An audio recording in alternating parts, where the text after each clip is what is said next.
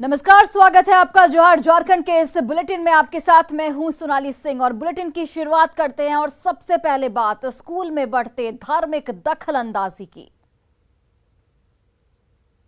पहले गढ़वा में बंधवाए हाथ,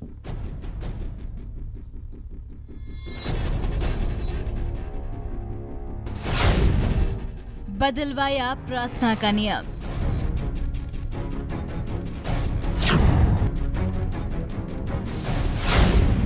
अब जामताड़ा में जुम्मे पर कराई छुट्टी।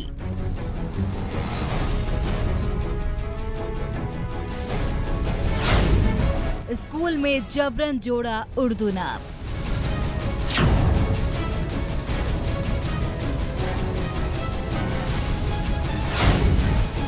शिक्षा के मंदिर में धर्म का क्या काम।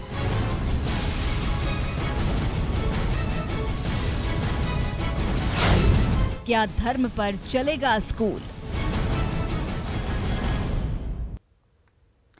और झारखंड के स्कूलों में पढ़ाई कम, धार्मिक खेल अधिक हो रहे हैं। कुछ दिनों पहले गढ़वा में स्कूलों में हाथ जोड़कर की जाने वाली प्रार्थना को मुस्लिम समुदाय के लोगों के दबाव में बंद करवा दिया गया था।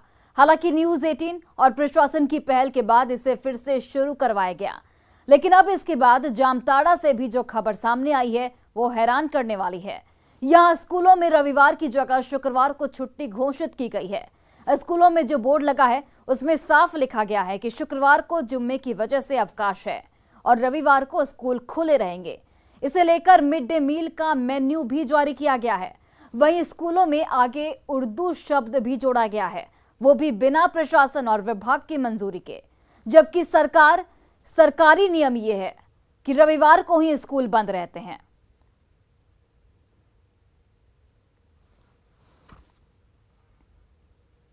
इधर मामले की जानकारी मिलने के बाद शिक्षा मंत्री ने इस पूरे मामले में संज्ञान लिया और जिले के शिक्षा पदाधिकारियों को तलब करते हुए जमकर उनकी क्लास लगाई। शिक्षा मंत्री ने साफ तौर पर कहा है कि सरकार और विभाग का जो भी नियम है उसका सही तरीके से पालन कराया जाए। हमने मीटिंग जानकारी के लिए बुलाया था, लेकिन फाइनल रिपोर्ट के लिए 1 सप्ताह टाइम दिया गया है। 1 सप्ताह के अंदर जो रिपोर्ट है ये रिपोर्ट दे दें। जो यदि रिपोर्ट से हम लोग संतुष्ट हो जाएंगे तो अगला फिर उस पर चर्चा करेंगे। वहीं मामला सामने आने के बाद सरकार ने एक्शन लिया, लेकिन सवाल अधिकारियों से भी बनता है क्योंकि व्यवस्था के संचालन की जिम्मेदारी अधिकारियों के पास है। तो सबसे पहले सवाल जामताड़ा के डीसी से। सवाल कुछ इस तरह है कि रविवार की जगह शुक्रवार को अवकाश कैसे घोषित किया गया। सवाल यह भी कि स्कूलों की दीवारों पर नियम छप गए, फिर भी उनको पता क्यों नहीं है। शुक्रवार को स्कूलों में छुट्टी की जानकारी आखिर क्यों नहीं मिली।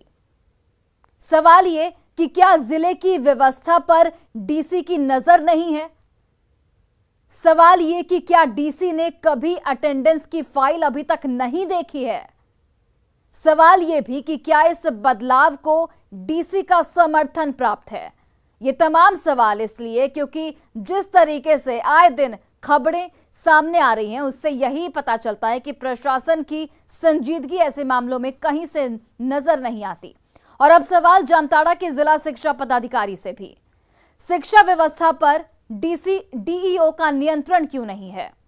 सवाल यह भी कि डीईओ ने कभी अटेंडेंस की फाइल चेक क्यों नहीं की। सवाल ये कि क्या कभी क्षेत्र में डीईओ साहब नहीं जाते हैं।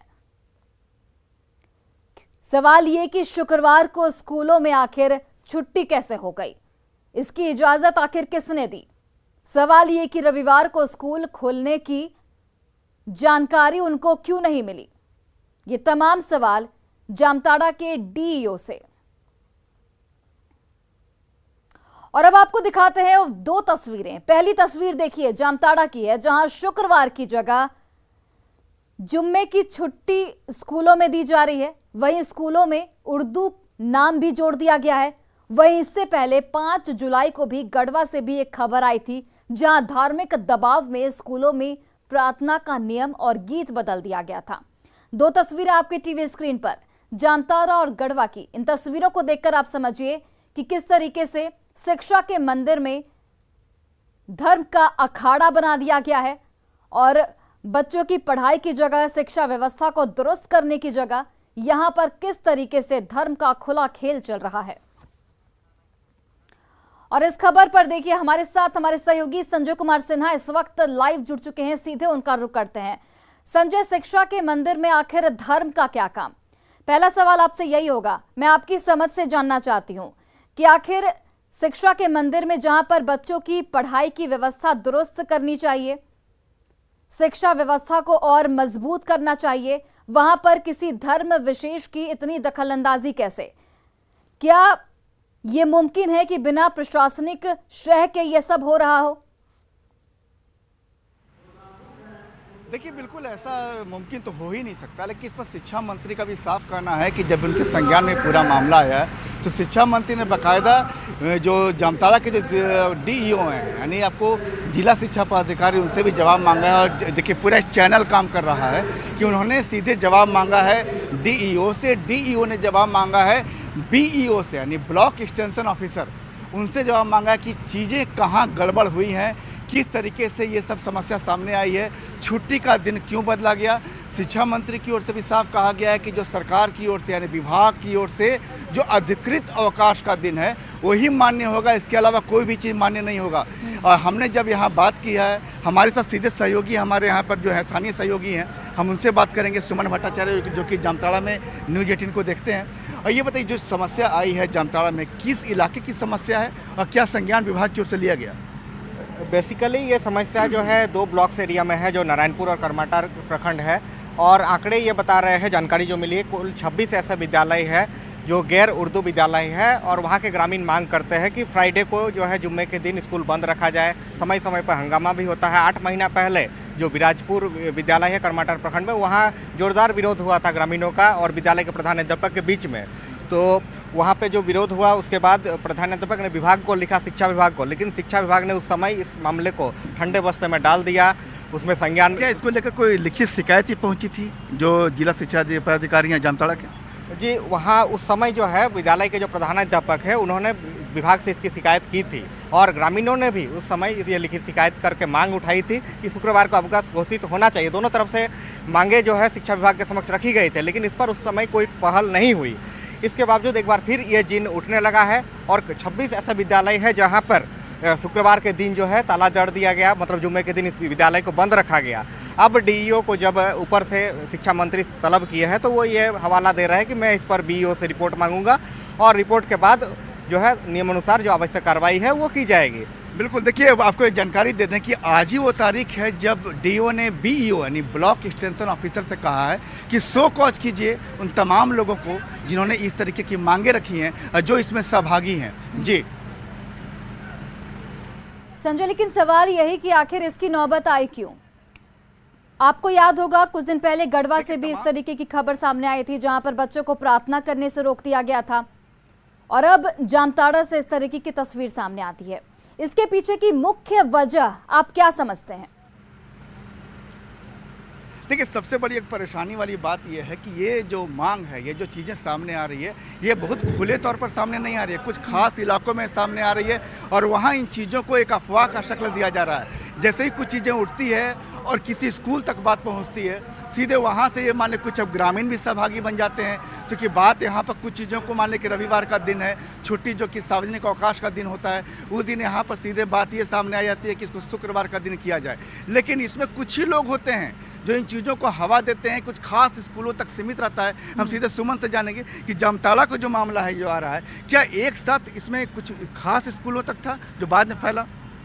जी, ये शुरू जो हुआ बेसिकली लॉकडाउन के बाद ये परंपरा शुरू हुआ और पहले एक स्कूल हुए, वहाँ से जो सीखते सीखते जो परंपरा बनी है कि वहाँ ऐसा हो रहा है, मीडिया के माध्यम से जो पिछले साल मामला आया, उसके बाद जो है ये जो एक विशेष समुदाय के लोग हैं वो लोग मांग करने लगे कि आज मेरा जुम्मे का दिन है, आज स्कूल बंद रखा जाए। तो एक जगह से ये मामला पूरे क्षेत्र में फैल गया और अभी जो जानकारी मिल रही है कुछ 26 स्कूलों तक ऐसे मामले पहुंच चुके हैं, जो इन दोनों ब्लॉक्स में ही बेसिकली है, करमाटार और नारायणपुर। इन दोनों ब्लॉक्स के ही जो ग्रामीण है विशेष समुदाय के, जो बाहुल्य क्षेत्र है उन समुदाय के गाँव में, वैसे ग्रामीण ये मांग कर रहे हैं। देखो, प्रशासन की ओर से बात कहें या जो भी बात कहें, हम लोगों ने तमाम चीज़ों की जो है जांच पड़ताल की करने की कोशिश की, आखिर चीज़ें कहां से निकलकर सामने आई है। और हमें जो जानकारी मिली है उसमें हमने सबसे पहले जो स्थानीय विधायक है उनसे भी जानने की कोशिश की कि वास्तव में चीज़ें कहां से निकलकर सामने आई। उन्होंने कहा कि कुछ जगह ये खबरें आई थी और जहाँ से खबरें निकली है उनके बारे में भी तो उन्हें नोटिस भेज दिया है कि भाई मेरे बारे में गलत खबर क्यों फैलाई जा रही है। हमने इस मामले में जो जिला शिक्षा पदाधिकारी है उनसे भी जानने की कोशिश की कि आपकी ओर से या आपके स्तर से क्या इसमें कारगर कदम उठाया गया, क्या कार्रवाई की गई। तो उन्हें सीधे बताया कि हमने जो ब्लॉक एक्सटेंशन ऑफिसर है वहाँ सीधे कहा कि आप पड़ताल की जो उन इलाकों में जहाँ से चीज़ें सामने आ रही हैं और कौन वो लोग हैं जो वास्तव में इस तरह की चीज़ों में शामिल हैं, तमाम लोगों के बारे में आप सूचना नजर बनाए रखिए। आपके पास अपडेट के लिए वापस लौटेंगे। फिलहाल के लिए बहुत बहुत धन्यवाद तमाम जानकारियों के लिए। और बढ़ते हैं आगे और अब बड़ी खबर धनबाद से। झारखंड के भीष्म पितामह कहे जाने वाले स्वर्गीय विनोद बिहारी महतो की 2 बहुओं में संपत्ति को लेकर तकरार जारी है। धनबाद में उनकी पौत्र बहू विनीता सिंह अपने कुछ समर्थकों के साथ राइफल लेकर अचानक विनोद नगर पहुंच गई और मोहल्ले वालों को डराने धमकाने के साथ ही लोगों से मारपीट और गाली गलौज करने लगी। विनीता सिंह के उग्र रूप को देखकर मोहल्ले वाले सहम गए और इसी बीच विनीता सिंह के स्टाफ की मोहल्ले के लोगों ने पिटाई कर दी। घटना की जानकारी मिलने पर पुलिस मौके पर पहुंची और स्टाफ को अपने साथ थाने लेकर गई। लोगों का इस पर कहना है कि विनीता सिंह का संपत्ति को लेकर सोमा महतो से विवाद चल रहा है और इसी विवाद के मद्देनजर उसके स्टाफ के साथ मारपीट की घटना सामने आई। लोगों ने आरोपी विनीता सिंह पर यहां पर कार्रवाई की मांग की है।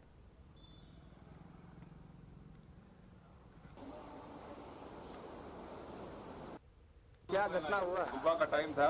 सुबह में विनीता सिंह आई, रिवॉल्वर बंदूक, बड़ा बंदूक लेके, राइफल लेके, और मोहल्ला में माता दिलीप पाड़े वो साथ में रहता है। मोहल्ला में सबको गाली, माँ बहन बेटी बहू सबको गाली देना शुरू किया, जिसका साक्ष्य मेरे मोबाइल में वीडियो रिकॉर्डिंग के साथ है। इसमें कारण क्या है? कारण उसका कोई कारण थोड़ी होता है। घमंड है उसको घमंड है, पता क्या चीज घमंड है, कारण उसके पास तो कुछ है नहीं। कहती है तुमको फंसा देंगे और इस बार से कहीं उसके घर के चारों तरफ हर तरफ से उसको झगड़ा हो चुका है। किसी से उसका मेल मिलाप नहीं है, कोई भी पड़ोसी से उसका मेल मिलाप नहीं है।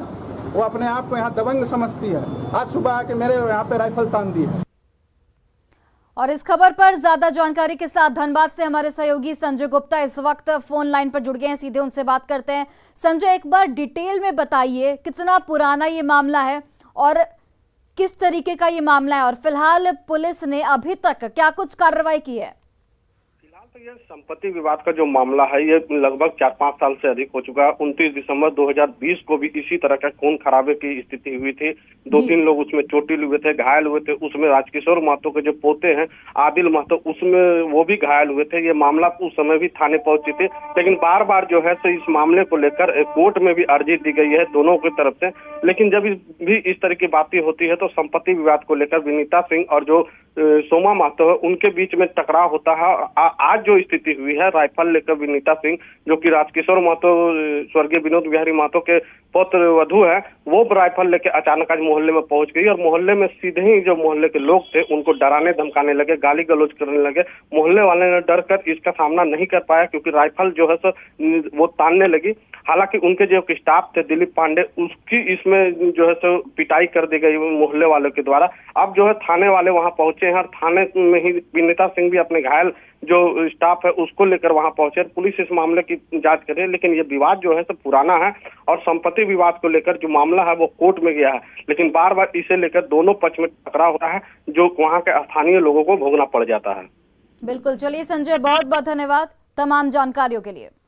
और रांची के चुटिया थाना क्षेत्र में दोहरे हत्याकांड से सनसनी फैल गई है। होटल के कमरे में पिता पुत्र की अपराधियों ने चाकू से मारकर हत्या कर दी, जिसके बाद पुलिस और एफएसएल की टीम पूरे मामले की जांच में जुटी है। स्टेशन रोड स्थित शिवालिक होटल में हजारीबाग के रहने वाले नागेश्वर मेहता और उनके बेटे अभिषेक मेहता ठहरे थे और इसी दौरान कुछ अपराधी होटल में घुस आए और दोनों को हत्या से पहले कुछ नशे का सामान दिया गया, जिसके बाद आसानी से दोनों की गला रेतकर हत्या कर दी गई।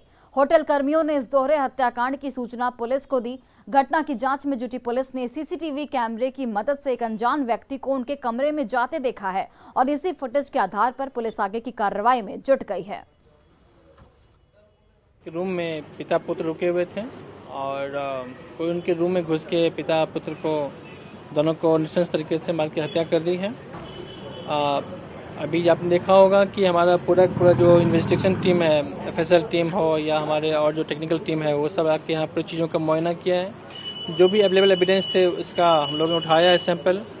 कुछ सीसीटीवी फुटेज भी हम लोग अवेलेबल है, हालांकि बहुत क्लियर नहीं है, हमने वो भी उठाया है। और अभी प्रथम दृष्टया कुछ बोलना उचित नहीं होगा क्योंकि अभी कुछ हम लोगों को बताना वाला नहीं है, लेकिन अभी तक के जो इशू आ रहे हैं, जो लड़का था उसका कुछ सस्पेक्टेड एक्टिविटीज रहा था।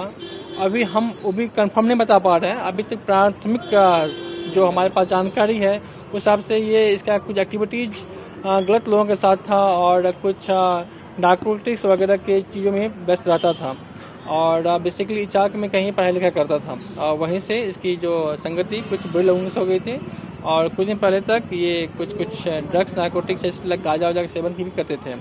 तो प्रथम दृष्टया कुछ बोलना उचित नहीं होगा। अभी हमारे पास और भी बहुत सारी चीज़ एनालिसिस करना है। और सरायकेला के गम्हरिया थाना पुलिस ने 13 अप्रैल को हुए हत्याकांड का खुलासा कर दिया है। पुलिस के मुताबिक 25 साल के युवक की हत्या का मामला हॉरर किलिंग से जुड़ा है, जिसमें लड़की के भाई और उसके दोस्त के ने मिलकर युवक की हत्या की थी। पुलिस ने इस मामले में 3 अपराधियों को गिरफ्तार कर लिया और न्यायिक हिरासत में भेज दिया है, जिसमें लड़की के पिता, भाई और उसका दोस्त शामिल हैं। लड़की के परिजनों को बिहार वैशाली के रहने वाले नीतीश कुमार के साथ प्रेम प्रसंग का पता चला तो परिवार के लोगों ने लड़के की हत्या की साजिश रची और नीतीश की हत्या कर दी गई। एक ही मोटरसाइकिल पर तीनों बैठ करके गम्हरिया थाना क्षेत्र में गांजिया डैम है मतलब वहाँ पे बैराज है छोटा सा, वहीं पर ये लोग लगभग रात 8 बजे पहुंचा।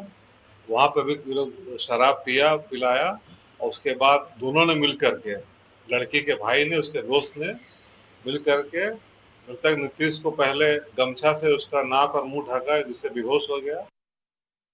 और सिमडेगा में संभावित दंगों और उपद्रव से निपटने के लिए दंगारोधी टीम का गठन किया गया है। इस टीम को संभावित दंगों और उपद्रव से निपटने के लिए समय समय पर मॉक ड्रिल कराकर तैयार किया जा रहा है। सिमडेगा पुलिस लाइन के मैदान में मॉक ड्रिल कराया गया। इसमें वज्र वाहन का प्रयोग, long range firing, hand grenade फेंकने की भी ट्रेनिंग दी जा रही है। पुलिस कर्मियों की गठित नई टीम को शील्ड और लाठी की मदद से भीड़ को नियंत्रित करने के तरीके भी सिखाए जा रहे हैं। नियमित रूप से पुलिस टीम को इस तरह की प्रैक्टिस कराई जाएगी ताकि लॉ एंड ऑर्डर कायम रखा जा सके। बकरीद जो आगामी आ रही है और बाकी ऐसे भी विधि व्यवस्था के समस्या को देखते हुए हम लोग एक अलग से टीम तैयार कर रहे हैं, जो कि कभी भी विधि व्यवस्था की अगर समस्या होती है तो इमीडिएटली जो वहाँ पहुँचेगी और जो हम लोगों का सिखलाई है उसके आधार पे ये लोग जो है मॉक ड्रिल अभी आज बताया जा रहा था, ताकि कभी अगर विधि व्यवस्था की समस्या होती है तो ये लोग अविलंब पहुँच करके नियमानुसार जो है क्राउड का डिस्पर्सल करें। और इस बार के श्रावणी मेले में देवघर की अपनी कलाकृति बैद्यनाथ पेंटिंग को देवघर नगर निगम प्रमोट करेगा और इसके लिए पहल शुरू कर दी गई है। आने वाले श्रद्धालुओं को एक आकर्षक शहर का लुक देने और बाबा बैद्यनाथ धाम के इतिहास को बैद्यनाथ पेंटिंग के जरिए दिखाया जाएगा। स्टेशन रोड में नगर निगम की ओर से बैद्यनाथ पेंटिंग के जनक नरेंद्र पंजियारा और संस्थाओं की मदद से इसकी शुरुआत की गई है।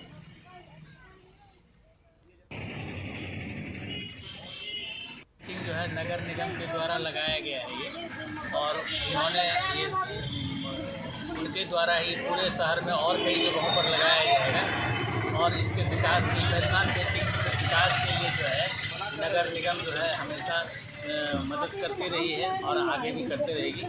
और उसी क्रम में जो है पूरे शहर में उनके सौंदर्यीकरण के तहत बैद्यनाथ पेंटिंग को लगाया जाएगा अलग अलग जगह।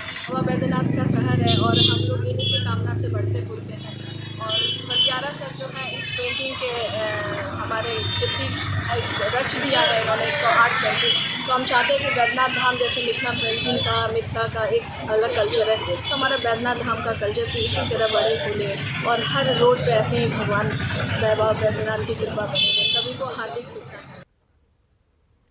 और अब बात करते हैं पीएम मोदी के देवघर दौरे की।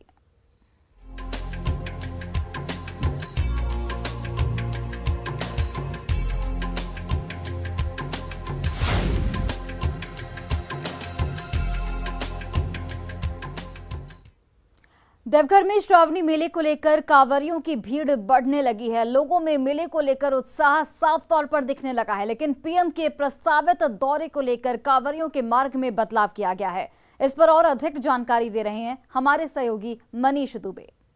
महामारी के 2 साल के बाद इस वर्ष देवघर में श्रावणी मेला लग रहा है और अभी से ही जो है श्रद्धालुओं की भीड़ उमड़ने लगी है। इस वक्त हम मौजूद हैं देवघर के शिवगंगा में और यहाँ से लेकर कतारबद्ध होकर लोग बाबा बैद्यनाथ मंदिर पहुँच रहे हैं। आप देख सकते हैं कि किस तरह से लंबी कतार लग गई है। कल प्रधानमंत्री नरेंद्र मोदी भी आ रहे हैं देवघर, जिसको लेकर तैयारियाँ भी की जा रही है। इसलिए आज रूट को जो है डाइवर्ट किया गया है और ये जो कतार है ये शिवगंगा से भी बाहर जा चुका है और लोगों में काफ़ी उत्साह है। क्या कुछ मनोकामना लेकर यहाँ पे लोग पहुँचते हैं। हम बात करते हैं श्रद्धालु से। कहाँ से आए हैं बम जी? पलामू से आए। क्या मनोकामना लेकर आते हैं बैद्यनाथ धाम? खुशहाली के लिए। खुशहाली के लिए। 2 साल से बंद था, इस बार मौका मिला है तो कैसा लग रहा है? बहुत अच्छा लग रहा है। क्या नाम हुआ? रणधीर कुमार सिंह। कहाँ से आए हैं आप? इन्हीं के साथ में। लोहरदगा से? पलामू से। आप क्या मनोकामना लेकर आए हैं? कुछ नहीं, बस सबकी खुशी। कहाँ से आए हैं माता? मुजफ्फरपुर से आए हैं। मुजफ्फरपुर से। क्या मनोकामना लेकर बैद्यनाथ धाम आती है? मनोकामना यही है कि मेरा बच्चा सब खुशहाल रहे और जीवन में कुछ करे। यही मेरी इच्छा है। 2 साल से बंद था तो आप नहीं आ पाए तो कितना मलाल रहा? बहुत दुख हुआ। 2 साल से बंद है, भगवान के शरण में नहीं गए, यही लेकर आए हैं। क्या नाम हुआ? उषा कुमारी। तो देखिए 2 साल से जो कोरोना के कारण बंद था तो काफ़ी मायूसी भी थी कि देवघर में बाबा बैद्यनाथ मंदिर में लोग नहीं पहुंच पा रहे थे, लेकिन इस वर्ष पहुंच रहे हैं तो काफ़ी खुशी भी है। दुकानदार हैं, 2 साल से बंद था श्रावणी मेला और इस वर्ष लग रहा है तो कितनी खुशी हो रही है? बहुत ही खुशी हो रही है, क्योंकि 2 साल ऐसा क्षण देखा कि एक आदमी का भी दर्शन ये रोड में नहीं हो रहा था और इस बार देखकर अत्यधिक खुशी हो रहा है।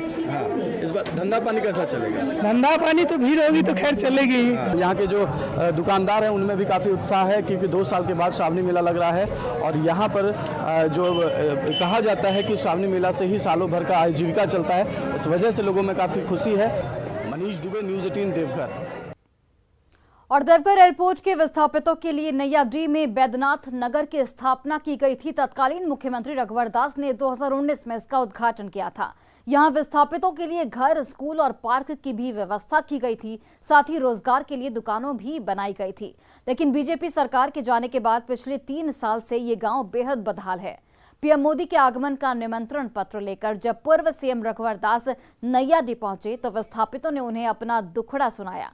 इस पर रघुवर दास ने डीसी से बात कर समस्या के जल्द समाधान का भी भरोसा दिया है।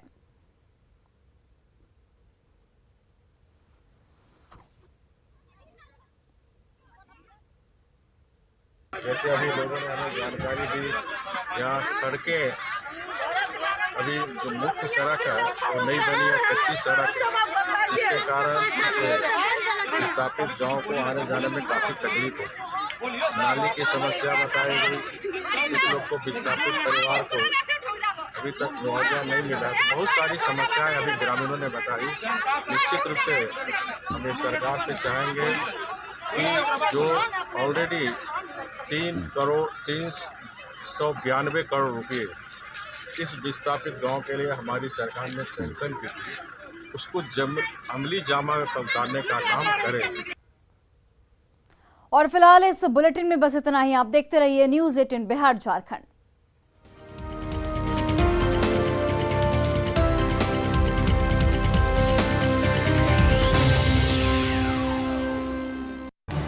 इस न्यूज हेडलाइंस के प्रायोजक पेट सफा